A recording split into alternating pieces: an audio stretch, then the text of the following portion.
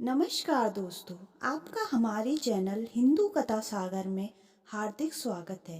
आज हम बृहस्पतिवार की कथा सुनाने जा रहे हैं। भारतवर्ष में एक प्रतापी और दानी राजा राज्य करता था। वो नित्य गरीबों और ब्राह्मणों की सहायता किया करता था। यह बात उसकी रानी को अच्छी नहीं लगती थी। वह ना ही गरीबों को दान देती, ना ही भगवान की पूजा करती थी और राजा को भी दान देने से मना किया करती थी। एक दिन राजा शिकार खेलने वन को गए हुए थे, तो रानी महल में अकेली थी। उसी समय बृहस्पति देव साधु वेश में राजा के महल में भिक्षा के लिए गए और भिक्षा मांगी। रानी ने भिक्षा देने से इनकार किया और कहा, हे साधु महाराज, मैं तो दान पुण्य से तंग आ गई हूँ। मेरा पति सारा धन लुटाते रहते हैं। मेरी इच्छा है कि हमारा धन नष्ट हो जाए, फिर ना रहेगा बांस, ना बजेगी बांसुरी। साधु ने कहा, देवी, तुम तो बड़ी विचित्र हो। धन संतान तो सभी चाहते हैं, पुत्र और लक्ष्मी तो पापी के घर भी होना चाहिए। यदि तुम्हारे पास अधिक धन है तो भूखों को भोजन दो, प्यासों के लिए प्याऊ बनवाओ, मुसाफिरों के लिए धर्मशालाएं खुलवाओ। जो निर्धन अपनी कुंवारी कन्याओं का विवाह नहीं कर सकते, उनका विवाह करा दो। ऐसे और कई काम हैं जिनके करने से तुम्हारा यश लोक परलोक में फैलेगा। परंतु रानी पर उपदेश का कोई प्रभाव न पड़ा। वह बोली, महाराज, आप मुझे कुछ न समझाएं। मैं ऐसा धन नहीं चाहती जो हर जगह बांटती फिरूं। साधु ने उत्तर दिया, यदि तुम्हारी ऐसी इच्छा है तो तथास्तु। तुम ऐसा करना कि बृहस्पतिवार को घर लीपकर पीली मिट्टी से अपना सिर धोकर स्नान करना, भट्टी चढ़ाकर कपड़े धोना। ऐसे करने से आपका सारा धन नष्ट हो जाएगा। इतना कहकर वह साधु महाराज वहाँ से लोप हो गए। साधु के अनुसार कही बातों को पूरा करते हुए रानी को केवल 3 बृहस्पतिवार ही बीते थे कि उसका समस्त धन संपत्ति नष्ट हो गई। भोजन के लिए राजा का परिवार तरसने लगा। तब एक दिन राजा ने रानी से बोला कि हे रानी, तुम यहीं रहो, मैं दूसरे देश को जाता हूँ, क्योंकि यहाँ पर सभी लोग मुझे जानते हैं, इसलिए मैं कोई छोटा कार्य नहीं कर सकता।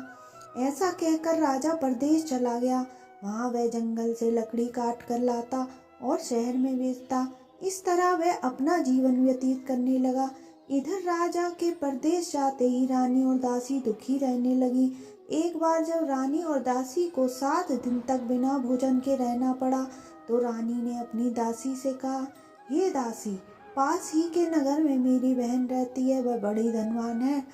तू उसके पास जा और कुछ ले आ, ताकि थोड़ी बहुत गुजर बसर हो जाए। दासी रानी की बहन के पास गई। उस दिन गुरुवार था। रानी की बहन उस समय बृहस्पतिवार का कथा सुन रही थी। दासी ने रानी की बहन को अपनी दासी का संदेश दिया, लेकिन रानी की बड़ी बहन ने कोई उत्तर नहीं दिया। जब दासी को रानी की बहन से कोई उत्तर नहीं मिला, तो वह बहुत दुखी हुई और उसे क्रोध भी आया। दासी ने वापस आकर रानी को सारी बात बता दी। सुनकर रानी ने अपने भाग्य को कोसा। उधर रानी की बहन ने सोचा कि मेरी बहन की दासी आई थी, परंतु मैं उसे नहीं बोली, इससे वह बहुत दुखी होगी। कथा सुनकर पूजन समाप्त करके वह अपनी बहन के घर आई और कहने लगी, हे बहिना, मैं बृहस्पतिवार का व्रत कर रही थी। तुम्हारी दासी मेरे घर आई थी, परंतु जब तक कथा होती है तब तक ना तो उठते हैं और ना ही बोलते हैं, इसलिए मैं नहीं बोली। कहो दासी, क्यों गई थी? रानी बोली, बहन, तुमसे क्या छुपाऊं, हमारे घर में खाने तक को अनाज नहीं था। ऐसा कहते कहते रानी की आंखें भर आईं। उसने दासी समेत पिछले 7 दिनों से भूखे रहने तक की बात अपनी बहन को विस्तार पूर्वक बता सुना दी। रानी की बहन बोली, देखो बहिना, भगवान बृहस्पति देव सबकी मनोकामना को पूरा करते हैं। देखो, शायद तुम्हारे घर में अनाज रखा हो। पहले तो रानी को विश्वास नहीं हुआ, पर बहन के आग्रह करने पर उसने अपनी दासी को अंदर भेजा, तो उसे सचमुच अनाज से भरा एक घड़ा मिला। यह देखकर दासी को बड़ी हैरानी हुई। दासी रानी से कहने लगी, हे रानी, जब हमको भोजन नहीं मिलता तो हम व्रत ही तो करते हैं, इसलिए क्यों ना इससे व्रत और कथा की विधि पूछ ली जाए ताकि हम भी व्रत कर सकें। तब रानी ने अपनी बहन से बृहस्पतिवार व्रत की पूजा के बारे में पूछा। उसकी बहन ने बताया, बृहस्पतिवार के व्रत में चने की दाल और मुनक्का से विष्णु भगवान का केले की जड़ में पूजन करें तथा दीपक जलाएं। व्रत तथा कथा सुने और पीला भोजन ही करें। इससे बृहस्पति देव प्रसन्न होते हैं। और व्रत और पूजन विधि बताकर रानी की बहन अपने घर को लौट गई। 7 दिन के बाद जब गुरुवार आया तो रानी और दासी ने व्रत रखा। घुड़साल में जाकर चना और गुड़ लेकर आई। फिर उसके केले की जड़ तथा विष्णु भगवान का पूजन किया। अब पीला भोजन कहाँ से आए, इस बात को लेकर दोनों बहुत दुखी थे। चूंकि उन्होंने व्रत रखा था इसलिए बृहस्पति देव उनसे प्रसन्न थे। इसलिए वे एक साधारण व्यक्ति का रूप धारण कर 2 थालों में सुंदर पीला भोजन दासी को दे गए। भोजन पाकर दासी प्रसन्न हुई और फिर रानी के साथ मिलकर भोजन ग्रहण किया। उसके बाद वे सभी गुरुवार को व्रत और पूजन करने लगी। बृहस्पति भगवान की कृपा से उनके पास फिर से धन संपत्ति आ गई, परंतु रानी फिर से पहले की तरह आलस्य करने लगी। तब दासी बोली, देखो रानी, तुम पहले भी इस प्रकार आलस्य करती थी। तुम्हें धन रखने में कष्ट होता था, इस कारण सभी धन नष्ट हो गया। और अब जब भगवान बृहस्पति की कृपा से धन मिला है तो उन्हें फिर से आलस्य होता है। तो समझाते हुए दासी कहती है कि बड़ी मुसीबतों के बाद हमने ये धन पाया है, इसलिए हमें दान पुण्य करना चाहिए, भूखे मनुष्यों को भोजन कराना चाहिए और धन को शुभ कार्यों में खर्च करना चाहिए, जिससे तुम्हारे कुल का यश बढ़ेगा, स्वर्ग की प्राप्ति होगी और पितृ प्रसन्न होंगे।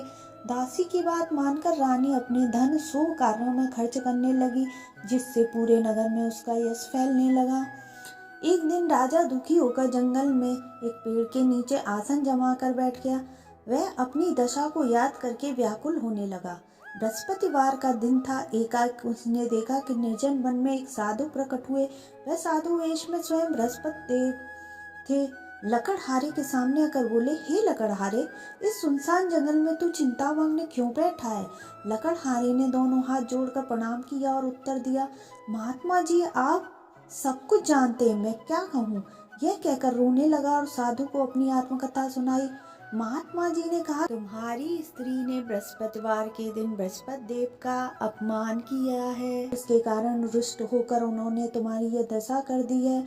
अब तुम चिंता को दूर करके मेरे कहने पर चलो तो तुम्हारा सब कष्ट दूर हो जाएगा और भगवान पहले से भी अधिक संपत्ति देंगे। तुम बृहस्पति के दिन कथा किया करो, 2 पैसे के चने मुनक्का लाकर उसका प्रसाद बनाओ और शुद्ध जल से लोटे में शक्कर मिलाकर अमृत तैयार करो। कथा के पश्चात अपने सारे परिवार और सुनने वाले प्रेमियों में अमृत व प्रसाद बांटकर आप भी ग्रहण करो। ऐसा करने से भगवान तुम्हारी सभी मनोकामनाएं पूरी करेंगे। साधु के ऐसे वचन सुनकर अब लकड़हारा बोला, हे प्रभु, मुझे लकड़ी बेचकर इतना पैसा नहीं मिलता जिससे भोजन के उपरांत कुछ बचा सकूं। मैंने रात्रि में अपनी स्त्री को व्याकुल देखा है, मेरे पास कुछ भी नहीं जिससे मैं उसकी खबर मंगा सकूं। साधु ने कहा, हे लकड़हारे, तुम किसी बात की चिंता मत करो। बृहस्पति के दिन तुम रोजाना की तरह लकड़ियां लेकर शहर जाओ। तुमको रोज से दुगना धन प्राप्त होगा, जिससे तुम भली भांति भोजन कर लोगे तथा बृहस्पति देव की पूजा का सामान आ जाएगा। इतना कहकर साधु अंतर ध्यान हो गए। धीरे धीरे समय व्यतीत होने पर फिर वही बृहस्पतिवार का दिन आया। लकड़हारा जंगल से लकड़ी काटकर किसी शहर में बेचने गया। उसे उस दिन और दिन से अधिक पैसा मिला। राजा ने चना गुड़ आदि लाकर गुरुवार का व्रत किया। उस दिन से उसके सभी क्लेश दूर हुए। परंतु जब दोबारा गुरुवार का दिन आया तो बृहस्पतिवार का व्रत करना भूल गया। इस कारण बृहस्पति भगवान नाराज हो गए। उस दिन उस नगर के राजा ने विशाल यज्ञ का आयोजन किया और शहर में ये घोषणा करा दी कि जो कोई भी मनुष्य अपने घर में भोजन न बनावे, न आग जलावे, समस्त जनता मेरे यहाँ भोजन करने आवे। इस आज्ञा को जो न मानेगा उसे फांसी की सजा दी जाएगी। इस तरह की घोषणा संपूर्ण नगर में करवा दी गई।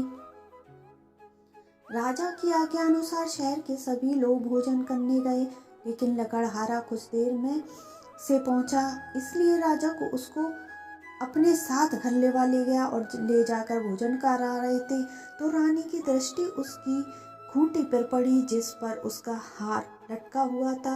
वह वहाँ पर दिखाई नहीं दिया। रानी ने निश्चय किया कि मेरा हार इस मनुष्य ने ही चुरा लिया है। उसी समय सिपाहियों को बुलवाकर उसको कारागार में डलवा दिया।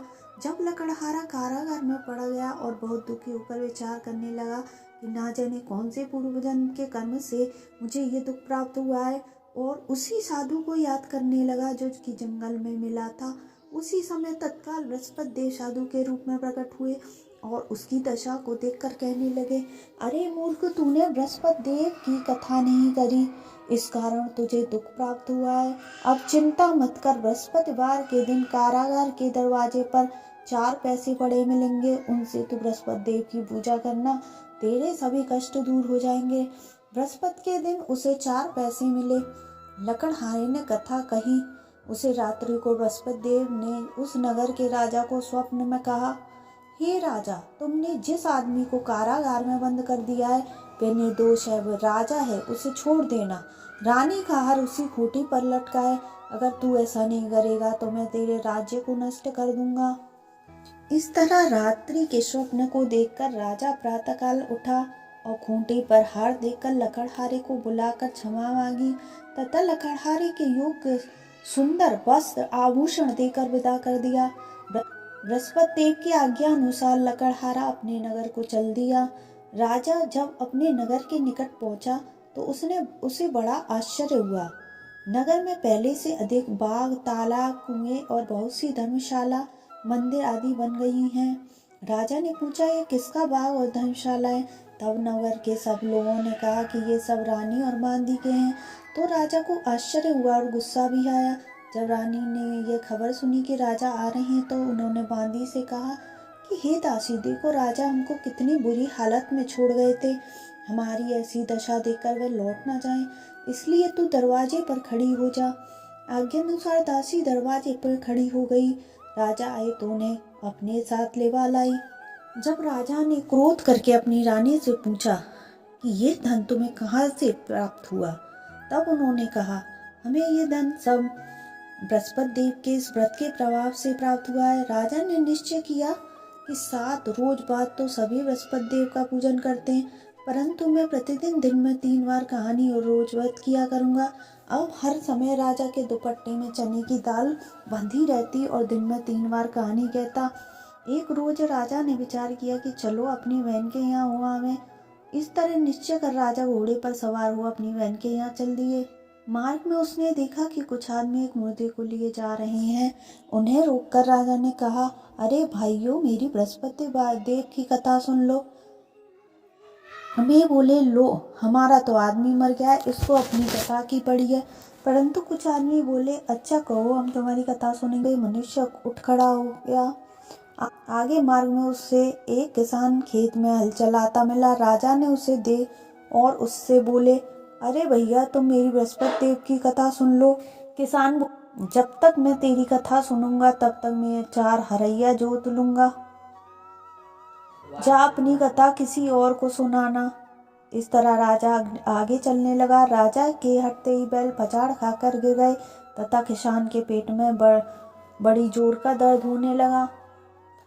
उस समय उसकी माँ रोटी लेकर आई। उसने जब ये देखा कि अपने पुत्र से सवाल पूछा, बेटे ने सभी हाल कह दिया, तो बुढ़िया दौड़ी दौड़ी उस घुड़सवार के पास गई और उससे बोली कि मैं तेरी कथा सुनूंगी, तू अपनी कथा मेरे खेत पर चलकर ही कहना।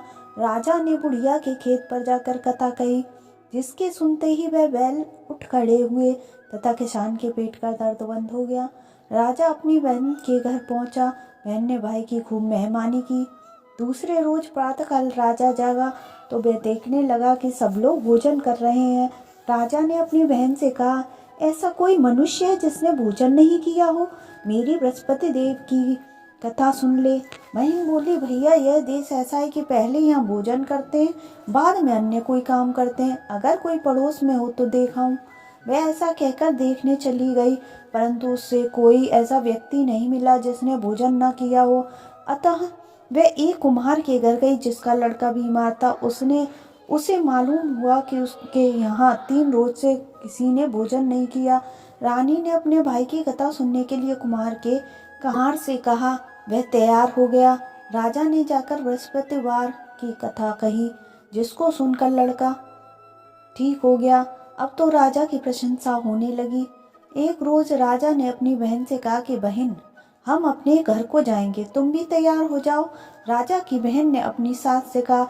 सास ने कहा चली जा, परंतु अपने लड़कों को मत ले जाना, क्योंकि तेरा भाई के कोई औलाद नहीं है। बहन बहन ने अपने भैया से कहा, हे भैया, मैं तो चलूंगी पर कोई बालक नहीं जाएगा। राजा बोला, जब कोई बालक नहीं चलेगा तब तुम ही क्या करोगी। बड़े दुखी मन से राजा अपने नगर को लौट आया। राजा ने अपनी रानी से कहा, हम निर्वंशीय, हमारा मुख देखने का धर्म नहीं है और कुछ भोजन आदि नहीं किया। रानी बोली, हे प्रभु, बृहस्पति देव ने हमें सब कुछ दिया है, वह हमें औलाद अवश्य देंगे। उसी रात को बृहस्पति देव ने राजा के स्वप्न में कहा, हे राजा, उठ, सभी सोच त्याग दे, तेरी रानी गर्भ से है। राजा की ये बात सुनकर बड़ी खुशी हुई। 90 महीने में उसके गर्भ से एक सुंदर पुत्र पैदा हुआ। तब राजा बोला, हे रानी, स्त्री बिना भोजन के रह सकती है पर बिना कहे नहीं रह सकती है। अब मेरी बहन आवे तो मुझसे कुछ मत कहना। रानी ने सुनकर हाँ कर दी। जब राजा की बहन ने यह शुभ समाचार सुना तो वह बहुत खुश हुई और बधाई लेकर अपने भाई के यहाँ आई। तब रानी घोड़ा चढ़कर तो नहीं आई, गधा चढ़ आई।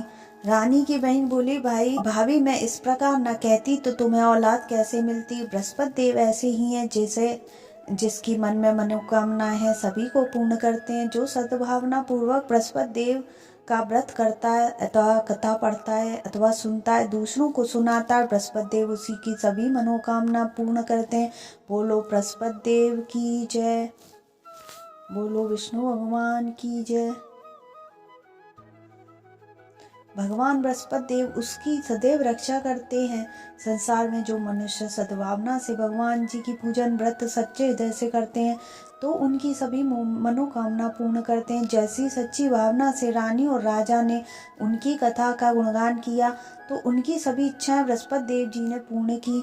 इसलिए पूर्ण कथा सुनने के बाद प्रसाद लेकर जाना चाहिए। हृदय से उसका मनन करते हुए जयकारा बोलना चाहिए।